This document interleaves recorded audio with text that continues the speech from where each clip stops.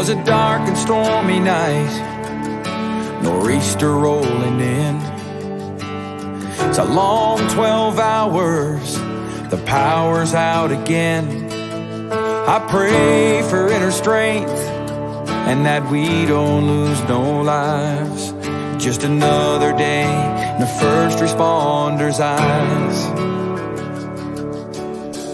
Half a cup of coffee's gone, the first run comes in. A car slid off the road, there's a family trapped within. My heart beats like a hammer, I can barely catch my breath. I'm thinking the worst and hoping for the best.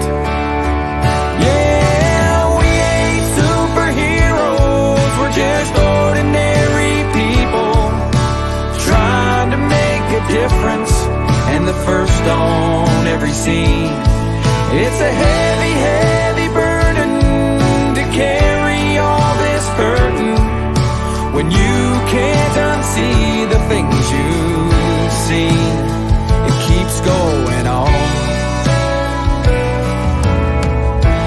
When those sirens are gone.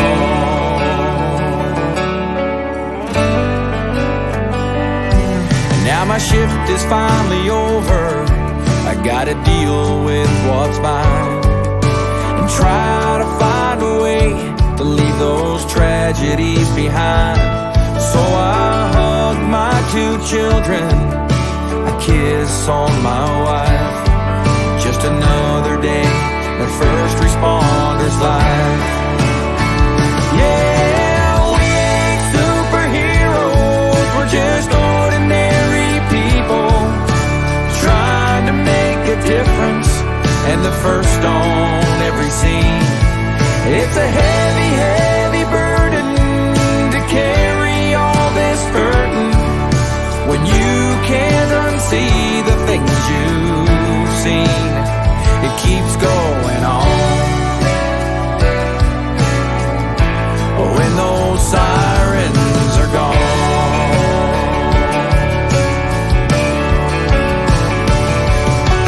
Flashing lights fill the air, broken bodies everywhere. Another bad dream is stealing my sleep.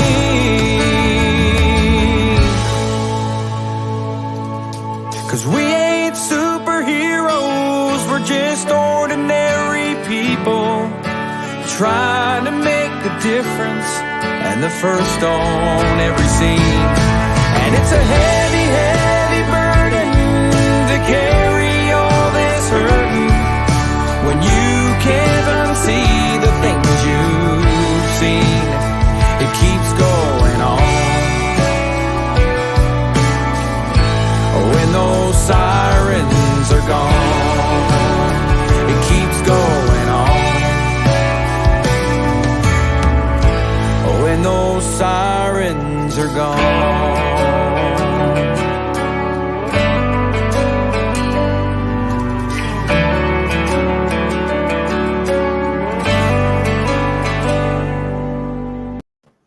Hey, welcome to the award-winning Mad Radio Show here on StreamYard. Man, it is an amazing show today, and we are dedicating our show to all our first responders around the nation. You know, Sam, I got to tell you, that opening song always gets me.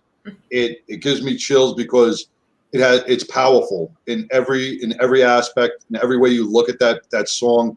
It's written by a Canadian firefighter who really knows the true meaning of the mental stress that our first responders go through. And every time I hear that song, man, it moves me. Me too. I got the goosies. Yeah. Every single time. Yeah. It definitely, from your career, my career, we have different takeaways. Some the same. What we often talk about with post-traumatic stress. And hey, it is still the month of June. I can't believe half the year's over. It's like it was just January, but it's still June. It is still PTSD Awareness Month. And so we are talking everything about healing our heroes, for all of our law enforcement out there, our firefighters, every first responder. There are so many things still that are coming at our heroes every single day. It's I've really had to kind of turn down my focus on that a little bit, because you can stay like in the news all day. And we still have these insane cities around our country defunding the police, or they're talking about it, and then like when they do it, and then they come back and say, whoa, we made a mistake. And by that time, it's too late. All the officers, it's too late, man. Double barrel, middle finger, as my friend Dan Bongino says. Forget it. I mean, if I'm in their shoes, I'm out. I am moving on to a department, a community that wants me. Like, I don't know, Texas. So, well, you every place but Austin.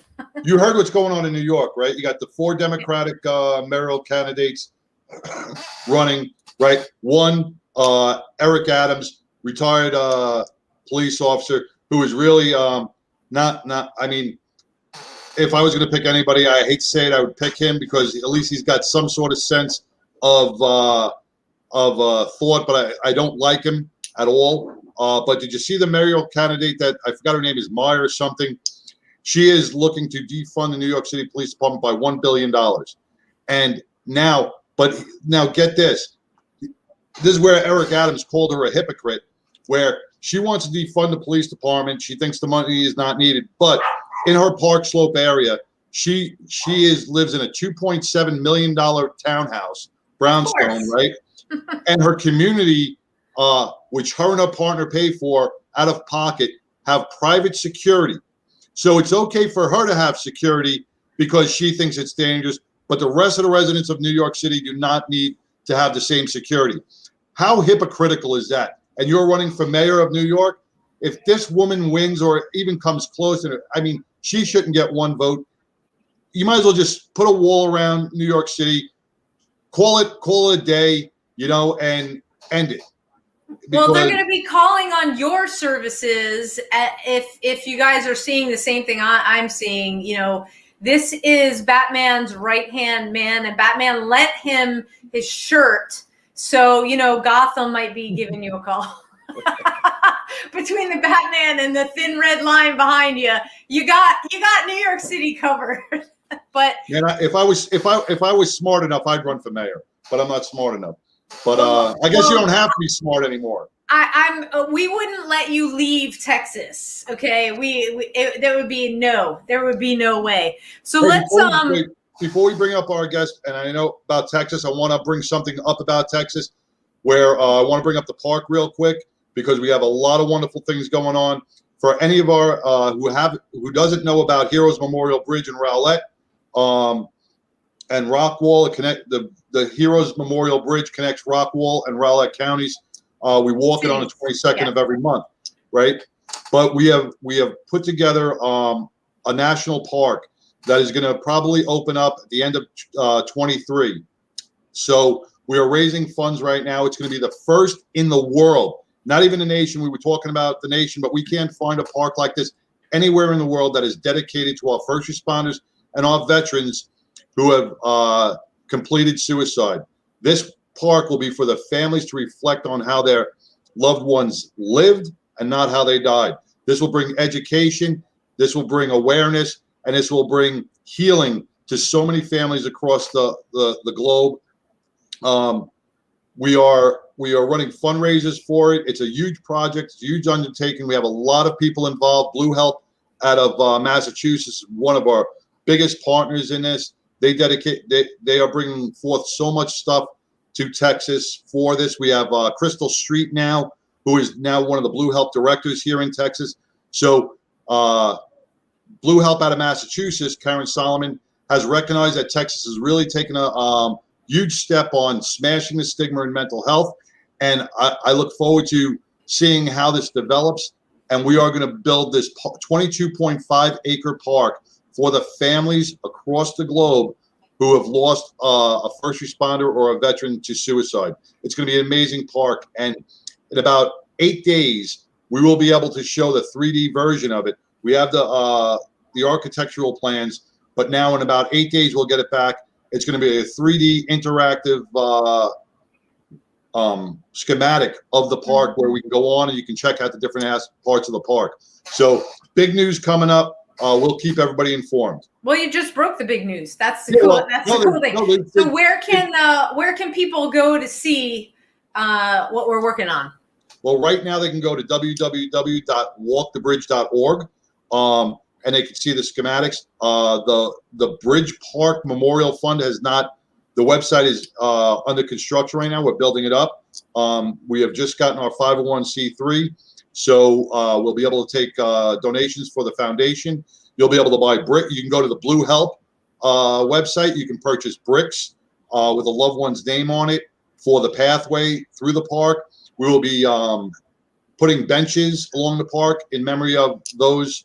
If you'd like to purchase a bench, we'll also be putting shade trees in there in the memory of people. So a lot of big stuff coming on, but they can follow us right now on walkthebridge.org, and they can get all the updates and get more information. And hey, if you're local, join us the 22nd of every month as we walk the bridge. So yeah, you know, and that is a You froze there, kiddo. All right, well, Sam froze, and no, we're back. We're back. Sorry, little glitch with the Wi-Fi here. Perfect segue into what our guest does and her organization right now. You know, we talk about those that complete suicide that we lose, and remembering them how they lived and not how they died. We also have a huge mission to protect our law enforcement right now in the state of the that law enforcement is in the United States. It's like walking around with a target on your back. People are no longer, first of all manners have gone out the window. It's incredible to watch some of these videos. It's like, who raised these people? I can only imagine the parents of some of these folks, like they just want to run away. I know I would. The political narrative. Yeah, and people are not afraid to shoot at the police. They're not afraid to attack the police with baseball bats, with fireworks, not firecrackers, fireworks, firebomb police vehicles while the police officers are in it.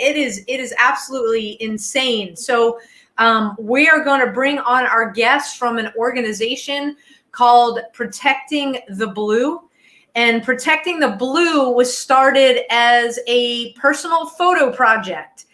In 2011, Susan was in New York City, finishing photography residency at the School of Visual Arts. And while in Times Square, she saw an NYPD officer remove his cover, and he had a prayer card in the pocket of his hat. She decided that if she ever went back to New York City, that she would do a photo project of officers and their good luck charms. Well, she did get back to New York City in 2015, and she decided to see where the idea would take her. She took about a dozen photos, and she decided to continue the project, took a few more photos for the next year or so. And she found that a lot of officers didn't carry a good luck charm with them. So she bought some generic law enforcement challenge coins. And when she met the officers, she gave it to them. Oh. And then one day she's on a plane, waiting for a plane in the Minneapolis airport. And she asked an officer if she carried a good luck charm. And that officer showed her a glass heart that her grandfather gave to her, and the officer asked Susan about the project. She asked if the project had a name, and it hadn't yet, and if it was online, and it wasn't yet. And then the officer told Susan that it needed a name and that people needed to see the photos that Susan took. So she got home and took her challenge to heart. Protecting the Blue was officially formed in March of 2016, and a custom Lucky Challenge coin was created to be given to officers as a way to say thank you.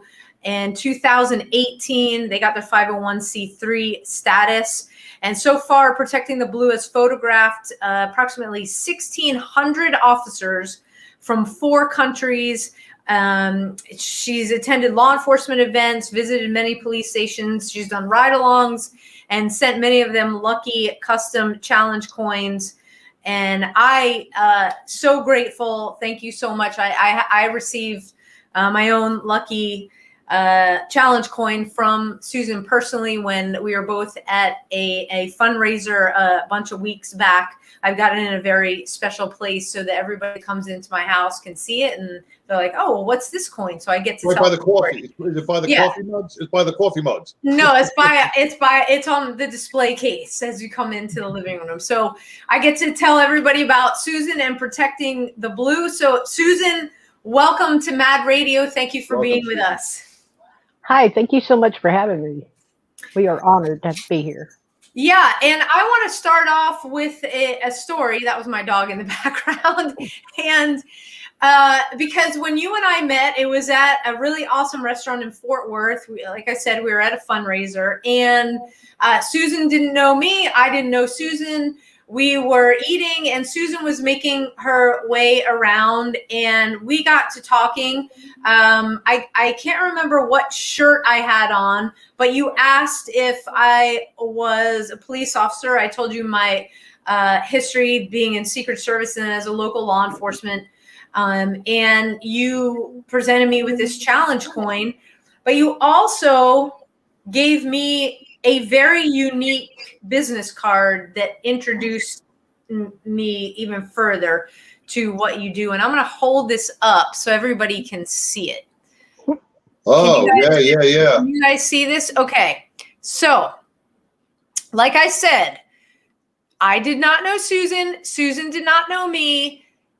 She did not know about my service or where when she gave me this business card and then the challenge coin. This card, this photo happens to be an NYPD officer with his K9 unit. Okay. Not knowing I was in New York. These guys right here, and Susan, correct me if I'm wrong. They also served as part of the bomb unit. Do I remember us talking something about that? I don't know. That's K9 Officer Timoshenko and his partner. So that's Timoshenko's partner. Yeah, right here. The dog. Yeah. Dog. And so my dogs obviously know that we are talking about these two brave warriors because they just were like, yay. They're giving him verbal claps. Yes. NYPD helped us in the Secret Service do our bomb sweeps, a lot of different things. So when she gave me this, I was like, whoa, totally blown away. Like I said, Susan and I did not know each other. And so paths are meant to cross for a reason. And I knew right then, I said, oh, is your information on this? Great. I'm emailing you because we need to have you on the show. And then when I read about what you do and your background, being from Texas, you worked in a sheriff's department.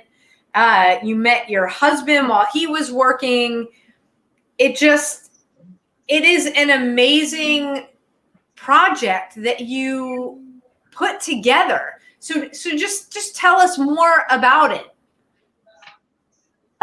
Like I said, it started in 2016 when I met the officer with Minneapolis Airport PD. And she said, you have to do this. People need to see our photos. People need to see that we're human. And I said, okay, I can do that. And it got put online about a month later, and it just went crazy on Instagram and Facebook. I just kept on getting follows and kept on getting hits. And so I said, I guess we'll just keep this going. And it has, and it's really, I never thought I would have a nonprofit organization. I never thought I would travel the country, meeting these officers and getting to thank them for what they do. But it has turned into a really, really rewarding journey.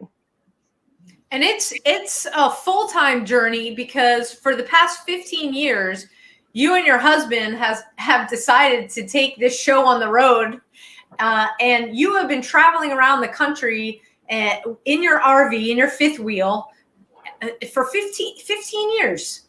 And so you show up at a place right now. We're talking to you. You're in North Carolina. You get to go in and visit the stations while your husband does his work thing. And you get to continue to photograph, continue to tell the stories, and just invite the officers into your community. And it's really awesome. How has the past 15 years on the road been? It's crazy. A lot of people can't do it, but we seem to like it.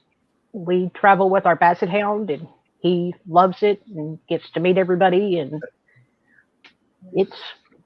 like I said, this way I get to meet officers from all across the country, and they really, really are appreciative just to know that somebody is on their side and says, thank you for what you do.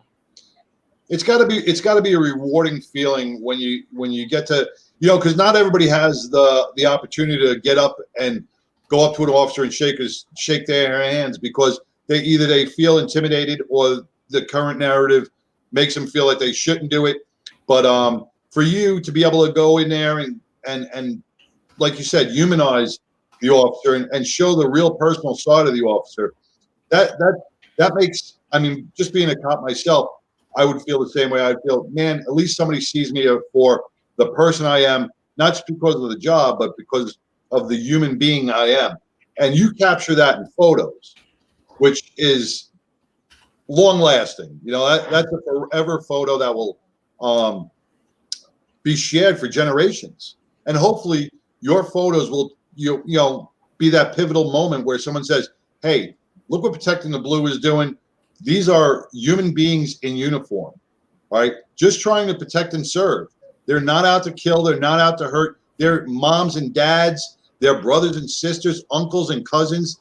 They're just people out there trying to do a job. And I'm glad you're capturing those moments on photograph. Yeah, if it just makes one person stop and think, maybe this cop isn't so bad, because they're looking at a photo of a cop holding a bracelet that their little girl made them before they went to work. And they said, here, Daddy, wear this at work. And so now they carry it in their pocket every day. Well, it would take somebody, I would think, a little cold-hearted to actually think, no, he just wants to go out and create mayhem, and he doesn't care. And so, but I've had mothers contact me, I've had wives contact me, I've had the officers themselves contact me and go, you don't know how much we appreciated this. I know it's just a little piece of metal, but it means that somebody has their back. You mentioned the human aspect that, we've talked about it before, that underneath, the body armor, underneath the uniform exists a human being. And I think people fail to see that. They see when you are trained to run into dangerous situations, that's not a normal response for everyday people. Okay. It is trained into us. That's why John and I, when we talk about not being able to turn it off all the time, people are like, you would still do that? It's like, yeah, it's not a switch that we go on, off, on, off, on. No, once it's in you, it always is with you. And the fact that, we both have kids, it really is, when you have that family dynamic added into it, and then you have your close family and friends, it's like there's nothing that we wouldn't do for our families, even though we're off the job. It is a thing that lives within us. It is what helps us get up every day and continue to serve. Just like you're doing, Susan, you get that, we take off the uniform, we just put on a different one, if you will. And so for you to take the photos, and we see some of them in the back behind you, there's a story of a human being in each one of them. I can't see all the photos. I could see them. They're far away.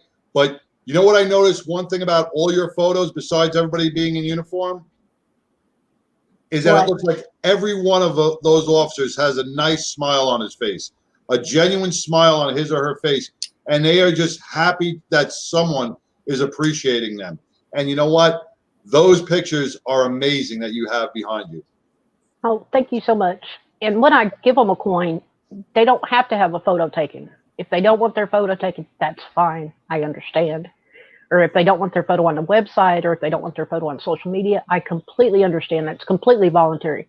But you still get a challenge coin. Yeah. So where did you come up with the idea of the Lucky Charm? I mean, in the beginning, I mentioned the NYPD officer, but how did you decide to say, oh, it's that Lucky Charm? That's what I'm going to create. Something just, when I saw his prayer cards, it turned out they were Catholic prayer cards that the NYPD gives their officers.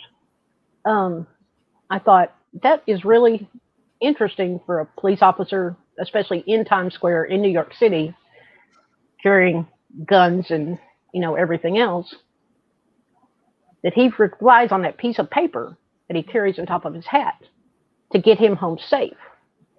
Or it's just a good luck charm, something that he thinks is special. So I went, there might be a photo project there. And then when I got away from New York City and into the rural America, a lot of the officers didn't carry a good luck charm. And I was going, well, that's kind of sad. Now that I actually found an officer and got to talk to an officer when there's only 5 officers in the entire county, now they don't have a good luck charm and I don't get a photo. Okay. Well, back when I was on a job in New York City, we didn't carry prayer. Either we carried a prayer card from a lost officer, you know, the funeral prayer cards we would slip into the top of our hat, or most officers will carry a picture of their wife or their kids or their husband or their, you know, one of their significant other inside their hat. And what that does is when you have that hat and you take it off, you're having a rough day, you're having a rough call, a lot of officers take a look at the inside of their hat and they will see their family, and it really keeps their motivation and keeps their positivity going. So yeah, bringing these these good luck charms that you're providing will give each and every one of these officers something positive to think about while they're out there on patrol. Yeah, I hope they do. I mean, I've had everything from pictures of the family, pictures of their dog, to coins that were blessed by the Pope, to one guy had a Wonder Woman action figure that he carried with him for 20 years. And he said, you're gonna think this is strange. I went, probably not. I've encountered just about every lucky charm you could imagine. I'm judging them every way to Sunday right now. I'm judging that Wonder Woman cop every day to Sunday. There you go. Yeah, that's interesting. So, you know, in addition to traveling the U.S., you know, I mentioned that you did photos overseas as well. So you have photos from police officers in 4 countries. Tell us a little bit about those travels. Well, I have some photos of some officers from Canada that I met at a motorcycle rally, in one of the police motorcycle rallies, that they had came down and were doing their thing at the motorcycle rodeo. And then I was at a SWAT conference and we met some officers from Columbia that came all the way to Ohio from Columbia just to go to the SWAT conference. Wow. And then 2 years ago, my husband and I took a vacation to London, and I'd contacted some officers online and got to meet them. And so when we got to London, I got to go do a ride along with London Met and the Rat Squad, and got to meet all them, and then got to chase. In London, it's a little different. The officers aren't really posted everywhere. They kind of ride around in vans and then just go to where the calls are. So I'm running around London trying to chase these vans down, going, wait. I'm sure they're going, the crazy woman is with a camera. So do you, that London trip, so you're taking the pictures there. Do you get them? Do you do all of your work there, or did you come back to the States and then get them the photos? I came back home after a long trip. It was exhausting. But and then after about a week, usually it takes me around a week to get the photos up on the website and then contact them and say, hey, your photos are up, or send them a copy of them. But plus, anybody that emails me and asks for a coin, and I don't care if they're in Australia or right down the road, if they contact me and ask for a coin, I will gladly mail them a coin. I've mailed coins all across the world. Wow. What's the furthest country? I know I've done Australia. So Okay. All right. Well, yeah. that probably wins. No, get the New Zealand. New Zealand. New Zealand. Yeah, You just combine Australia and New Zealand I know. into one thing. That was kind of weird. But yeah, I guess New Zealand would be, or Fiji. Fiji. Yeah, Fiji. Yeah, that would be further. Does Fiji even have police? Come on. I would imagine they have some kind of force. They may have a military force. Yeah. They may work out in the military. They may not have a police force. I don't know. We'll have to look that up on search engine. Yes. So you studied photography in Texas. It wasn't like, oh, I got a great idea for an organization that I'm going to create, and I'm just going to go out and take a bunch of pictures. Yeah, I studied it for a while, for about 3 or 4 years, and then the life happened. You have to get a real job. You can't stay a college student forever. So you get a real job, and I got a job at the sheriff's office. And so then life happened, and I stopped doing photography for a long time. But when we started traveling, I had a lot of time on my hands and just thought, maybe I'll get back into it a little bit. And I did a photo residency in New York City. And then I also was a visiting artist at the University of Oklahoma for 1 semester and did for a photography class there. So, and then I've done various workshops around the country too. So what's the, we often look at art and they say, it's all in the person that's looking at it. Beauty is in the eye of the beholder. When you photograph these officers, some of them are like the card that I have, they're posing. You can see in the photos behind you, some of them are doing things while you're taking the photos. What do you try and capture beyond just the photo of the officer and a dog, or the photo of an officer and teammates, stuff like that? Like, go a little deeper. Now my dog. Yeah. The encounters I have with the officers usually are very, very short. They're usually within like 2 minutes. It's just my spiel. I'm with Protecting the Blue, blah, blah, blah, challenge coin, good luck charm. Can I take your photo? And they either say yes or no, and then I grab 3 or 4 really quick photos of them, and then I'm gone so they can go back to work or do whatever they need to do. And sometimes it just works. It just clicks. And they always ask, how do you want me to stand? What do you want me to do? And I say, I don't care. It's your photo. You do whatever you want to do. Right. Like, I have one officer posing with a snow cone cup. That's his lucky charm. And I went, okay, do it. You can do whatever you want. It's your photo. But see, what I like about that statement right there, a cop posing with a snow cone cup. Because everybody looks at our law enforcement as these friggin' robots, that are just, they don't have a snow cone. They can't eat snow cones because they'll rust or whatever. But that right there just to me shows, or a cop eating an ice cream cone, man. It just really shows that, hey, this is a real person. It humanizes them. We're not robots. Our law enforcement is not robots. They have emotions. They have feelings. They are people. And I think the current narrative in our country is we've flipped that script. Or some of our political leaders have made other organizations feel that, either defund or get rid of or whatever.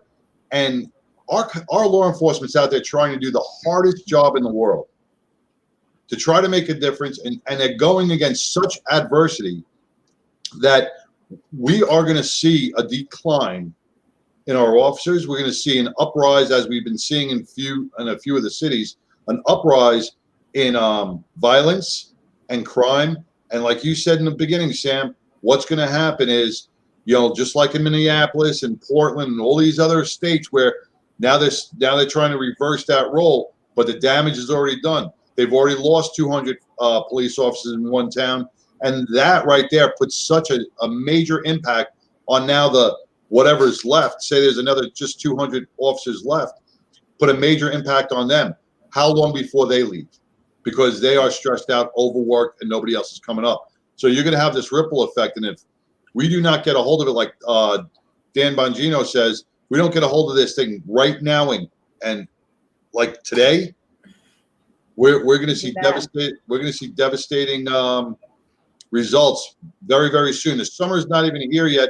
I know New York blows up during the summer with violent crime. I can't imagine what the violent crime is going to be this year. I pray for every officer in the NYPD, and I hope they stay safe. Yeah, and I think that's where Susan and Protecting the Blue come in, because when you have a department that is under the microscope, which every department is, and you have the defunding talk and rhetoric, they go out, they're not supported. So here comes Susan. Hey, can I take your photo? Here's a challenge coin. Just want to let you know we got your back. We got your six. Yep. And if you go on to protectingtheblue.com, you'll see their mission statement and everything. And that's what officers want to know. They want to know, hey, am I in a community that really does have my back or not so much? So, Susan, you make a huge difference with that, and bringing people kind of with you on this journey, I think is important. And that's something you get to see when you look at the photos. Susan, do you see a different? You got to travel so many different cities, so many different states, right? And do you see a difference in the officers' mental attitude from a city that doesn't back them to a city that does back them? Do you see any correlation in how the officer is approachable and not approachable due to the city? Yeah, I have not a lot, but I've had several departments that say, you can't take our photos, period. You can't talk to our officers. You can't take their photos. And I'm going, I'm not hurting anything. It's just. You're there for support. Yeah. Yeah. But then I've also had some departments say, come on. And the chief says, yeah, any of my officers you want to talk to, knock yourself out. Just go ahead. But it's really surprising, some of the police departments, that they want nothing to do with me. They won't allow me to take photos of their officers. And they just don't even want, if I just hand them a bunch of coins and go, here, give these to your officers, they don't want anything to do with them. Really? Interesting. But you know what? That's not the officer. I think that's probably, that comes from the management above. Yeah. That comes from the management above, or the city council, or whoever the mayor is, or the city managers, or the politics is pushing it down into the chiefs. The chiefs got to push it down into the officers. So it starts at the top with these politicians who are giving this rhetoric to our chiefs, and it's following down to the subordinates. That makes it even harder for an officer to interact and be part of the community, because it's all about the community. And if you can't talk to a community activist such as yourself from Protecting the Blue, if someone's alienating you, saying you're not allowed to talk to our officers, now can you imagine what that chief is sending that message down to his other officers on, just patrolling a community? If he can't talk to you, who can he talk to? Yeah. Right. And I did a national night out, and there were two departments right beside each other. One department I could photograph, one department I couldn't photograph. Were all these officers like doing undercover work or some weird thing? No, it was just their department policy. No photos on social media. And I was going, okay, well, all right, I can understand that if it's a department policy because of the social media, and they don't want their officers identified. Depends on the city, I guess. And hey, Tom from Florida says, hey, you know, you go to a number of national night outs. You go to a number of them. Nights out. I don't know. That sounded weird. Anyway, and so when you travel, where's the fundraising? Like, how does Protecting the Blue fundraise? Because cameras aren't cheap, and neither is what you do with the computer stuff. And challenge coins are expensive. Challenge coins, yeah, can be as well. Yep. Shipping. Yes, they are. All of our fundraising right now is done online. I've done a few local events, but usually I'm not in a location long enough to get the contacts that I need to get a booth at, say a fair or a festival. But usually most of our donations come from online. Okay. And we have a bunch of great supporters on like our Facebook page and our Instagram and Twitter that will do, and a lot of people on Facebook do their donations for their birthday.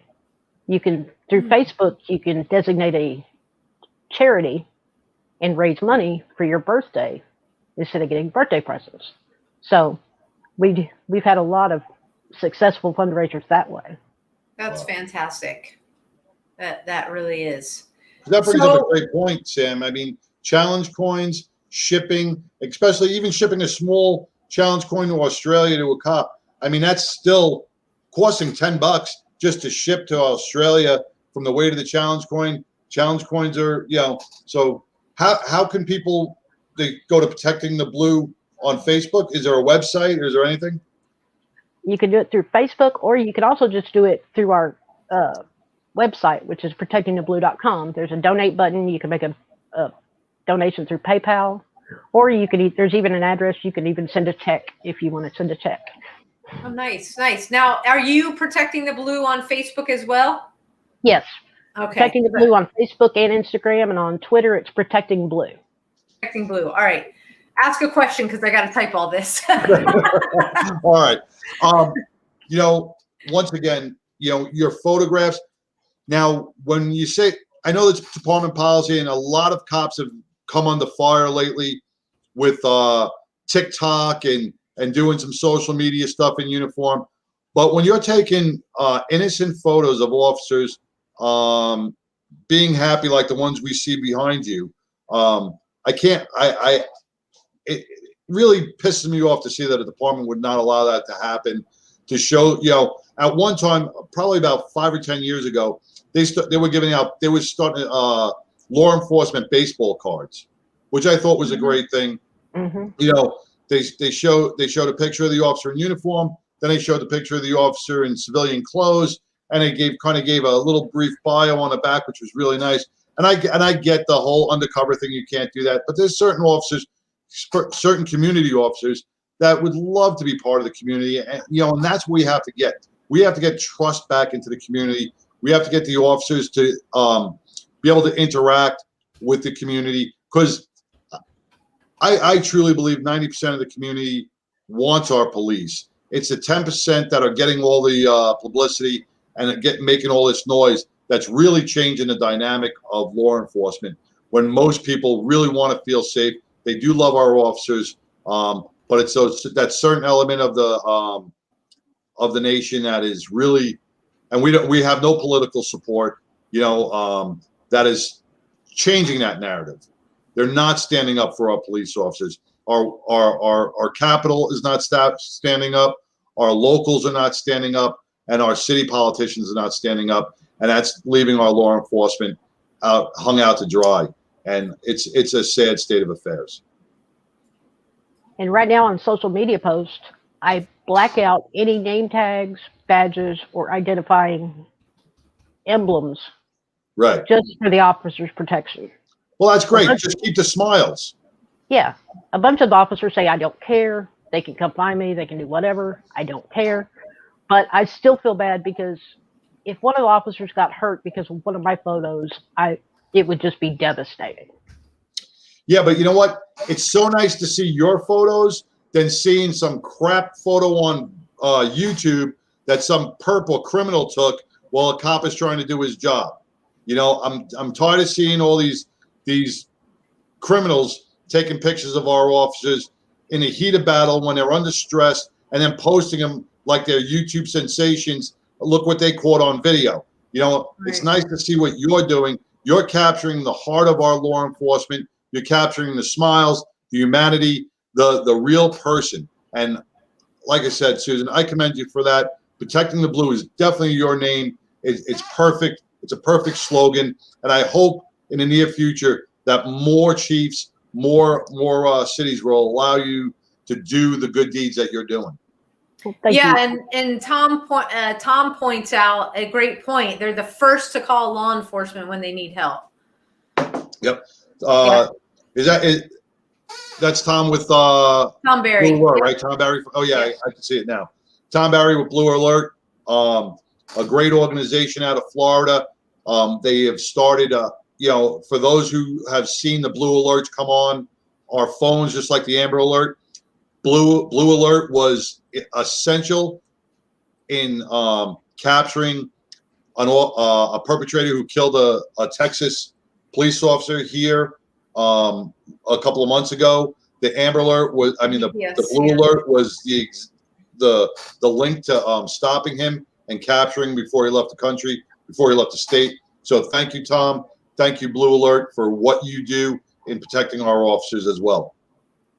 Absolutely. So, Susan, when we have every guest on the show talk about like the most important thing for them, for law enforcement and first responders. So if you had a message right now, the microphone is yours. What would you like to say to our men and women in blue? Like I tell everyone that I meet, be careful out there, of course, and just thank you for what you do. It means a lot. I know you don't see a lot of support, but people do support you, and they do have your back. Amen to that. Yeah. And that is true. There are definitely communities. I happen to live in one of them. I've got a lot of back the blue signs and pray for our police. And it is important. We realize in the city, you know, where our priorities lie. And right now it's making sure law enforcement is safe so that they can respond when we need them. Susan, I can't thank you enough. I think the whole concept of the expansion on the Lucky Charms that some of the officers carry with them with that challenge coin, it is, I mean, every time when I walk by, you know, my display and, you know, I have challenge coins over the years, but yours is very unique. And sorry, folks, if you want a challenge coin, you know, log on to Protecting the Blue, make a small donation. Susan will send you the challenge coin. It is one of the most unique challenge coins that I have. And I just can't thank you enough for just that gift. It really is a special gift. Susan, you're traveling. I know you and your husband are traveling. You're in North Carolina now. Do you have plans to go to other states? What's your next stop on the Protecting the Blue agenda? We don't know where we're going to be until his company tells us where we're going to be. So it can be here, it can be there. We can stay here for 2 days. We can stay here until next January. We just never know. All right. Right. Well, I also want to say, you only get a challenge coin if you are a law enforcement officer or a retired law enforcement officer. It's a very select group to get a challenge coin. Right. Gotcha. Very good. Gotcha. And I also as it should be. And I also have a great support system with my husband, my board of directors, and especially my sister-in-law who follows me around and keeps all my notes for me and tries to keep me sane when I'm handing out challenge coins left and right. So that's awesome. That's awesome. It helps to have a staff. Yes. It really does. Yeah, you need it. It gets you know, for all the stuff you do, taking pictures when you're allowed to take pictures, to take the names and the little bios of all these officers it's a lot of work. It's you put a lot into it. Thank you very much for what you do. Thank you so much. Yeah. Thank so you again, so much for having us. So You We are bet. honored If you to be want to connect with Protecting the Blue, the easiest way is to just go to the website. I put it in the comment stream, protectingtheblue.com. You can see the mission statement. You can see the photos. You can see more about the organization. You can read about Susan and a whole lot else on that website. Susan, again, thank you so much, and we will be in touch. Okay, thank you so All much. right, keep doing what you're doing and keeping everybody, letting them know that we're thinking about them. Thank you, I will Susan. do that. All Thank right, you very much. take care. Good night. Take care. All right, wow, that was really awesome. I mean, to have this another organization, but for her to hone in on photography, Yes. it's such a unique thing. And to have, as a law enforcement officer, to have your photo up there to be as forever. I mean, it's not Right. like it's going anywhere. And then to receive that challenge coin, this is an additional thank you. You know, I'll just say that if you're out and about, wherever you're listening from in your community, you see a police officer, sheriff's deputy, constable, anybody, any peace officer, firefighter, EMS, you name it, first responder, go up and say thank you. They right now do not have enough people saying thank you for what you do. And it is creating a ripple effect, John, like you said, across the U.S. We see it in, the few cities. They're in the news every day, and we don't have to go down the list. If you are in one of those cities that doesn't want you, come to Texas. Okay, you are not Austin. We're not even sure if Austin is Texas anymore. Just, talk about building a wall. But we have got amazing departments that want you here. We've got incredible communities that want you here. And hey, just think about it.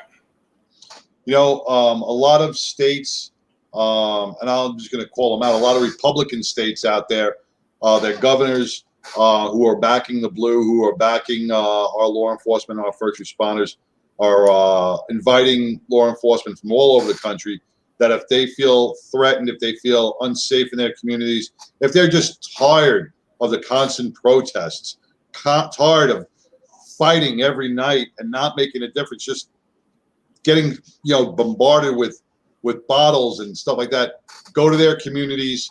Go to a community that wants you. Go to a community that's going to respect you. Remember, you are important. We just had an officer in New York City, retired New York City officer, was killed trying to do the right thing, try to protecting somebody else. Like you said, Sam, we can't turn it off. He retired about 4 years ago, 57 years old, went to a pizza place to break up a fight, ended up getting shot. But it was friendly fire. It happens, unfortunately. But he still took that risk, and he still died a hero, trying to help somebody else, trying to make a difference. Man, it's getting bad out there. Officers, go to a place that respects you. Go to a place that wants you. Yeah, Tom says you're welcome in Florida too. Yes, the governor there definitely protects the blue because he just passed a really strict law when it comes to all the shenanigans With the rioting and stuff like that. Yeah. Around. Yeah. So again, Texas and Florida sounds really good. Yeah. So we want to thank everybody for tuning in again this week. If you are listening or watching on Facebook, please do us a favor. Jump on over to our YouTube page. You go to youtube.com, and that search bar, you put Mad Radio Texas and follow us over there. Our goal is 200 because we get to do a lot of cool things over there. If you're watching us on YouTube, jump on over to our Facebook page. Again, facebook.com, and that little search bar, Mad Radio. And you'll see me and John, our picture up there. Just click on it. It'll take you to the page. And give us a like, give us a follow there. And you'll be notified when we go live each week. And hey, if you want to support our organization called A Badge of Honor, I'm trying to do two things, see, talking and typing at the same time. So, which also supports the show because there's production that goes into this. There's costs associated. A badgeofhonor.com at the top, you'll see donate/Mad Radio. Go ahead, click on that. Every penny counts. Every penny matters. Goes towards our programming as well as the radio show. And it's all to support our first responders. Another great way to support. After the show is over, you can scroll up on our Facebook page and you can see all of the books. So we've had a number of authors on. Go ahead and show your love, show your support. Pick up one of their books. Great reads. And as I say every week, you know, you as first responders out there, we are thinking about you every single day. We are praying for you. So thank you to all of our men and women who, you know, our police, our firefighters, our EMS, our dispatchers, all of our first responders, and for protecting us here at home. We need you. We really do need you, and we value you, and we thank you so much for your service. And to everyone who is serving in our armed forces abroad, keeping our country safe, fighting so that, John, you and I can do this kind of show every single week. Thank you so much for that. And John, take us home. Well, just one more thing with if you could bring up the Badge of Honor, going back on those donations.